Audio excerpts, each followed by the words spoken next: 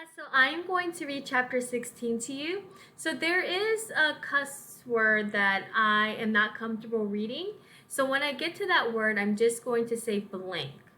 When I say blank, then you know that that's the cuss word that's in the book. But the reason I'm not going to skip it altogether is because it's part of the story. So chapter 16. Litmus W. Block was just a boy when the firing on Fort Sumter occurred, Miss Franny Block said as she started in on her story. Fort Sumter, I said. It was the firing on Fort Sumter that started the war, said Amanda. Okay, I said. I shrugged. Well, Litmus was 14 years old. He was strong and big, but he was still just a boy. His daddy, Artley W. Block, had already enlisted, and Litmus told his mama that he could not stand by and let the South get beat, and so he went to fight too. Miss Franny looked around the library, and then she whispered, Men and boys always want to fight. It is the saddest thing. They have this abiding notion that war is fun, and no history lesson will convince them differently. Anyway, Litmus went and enlisted. He lied about his age. Yes, ma'am. Like I said, he was a big boy, and the army took him. And Litmus went off to war just like that. Left behind his mother and 3 sisters. He went off to be a hero. But he soon found out the truth. Miss Franny closed her eyes and shook her head. What truth? I asked her. Why, that war is blank. Miss Franny said with her eyes still closed, Pure blank. Blank is a cuss word, said Amanda. I stole a look at her. Her face was pinched up even more than usual.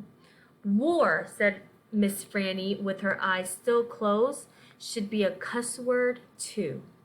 She shook her head and opened her eyes. She pointed at me and then she pointed at Amanda. You, neither of you, can imagine. No, ma'am, Amanda and me said at exactly the same time. We looked real quick at each other and then back at Miss Franny. You cannot imagine. Litmus was hungry all the time, and he was covered with all manner of vermin, fleas, and lice. And in the winter he was so cold, he thought for sure he would freeze to death. And in the summer, why, there's nothing worse than war in the summertime. It stinks so. And the only thing that made Litmus forget that he was hungry and itchy and hot or cold was that he was getting shot at. And he got shot at quite a bit. And he was nothing more than a child. Did he get killed? I asked Miss Franny. Good grief, said Amanda. She rolled her eyes. Now, Opal, Miss Franny said, I wouldn't be standing in this room telling this story if he was killed. I wouldn't exist. No, ma'am, he had to live. But he was a changed man. Yes, ma'am, a changed man. He walked back home when the war was over. He walked from Virginia all the way back to Georgia. He didn't have a horse. Nobody had a horse except for the Yankees. He walked. And when he got home, there was no home there. Where was it? I asked her. I didn't care if Amanda thought I was stupid. I wanted to know. Why, Miss Franny shouted so loud that Winn-Dixie and Amanda Wilkinson and me all jumped. The Yankees burned it! Yes, ma'am, burned it to the ground. What about his sisters? Amanda asked. She moved around the desk and came and sat on the floor. She looked up at Miss Franny. What happened to them? Dead. Dead of typhoid fever.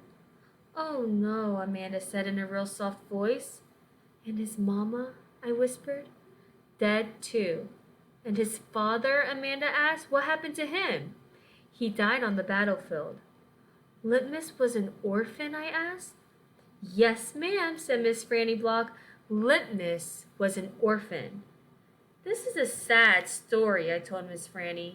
It sure is, said Amanda. I was amazed that she was agreeing with me about something. I am not done yet, Miss Franny said. Winn-Dixie started to snore, and I nudged him with my foot to try to make him quit. I wanted to hear the rest of the story. It was important to me to hear how Litmus survived after losing everything he loved.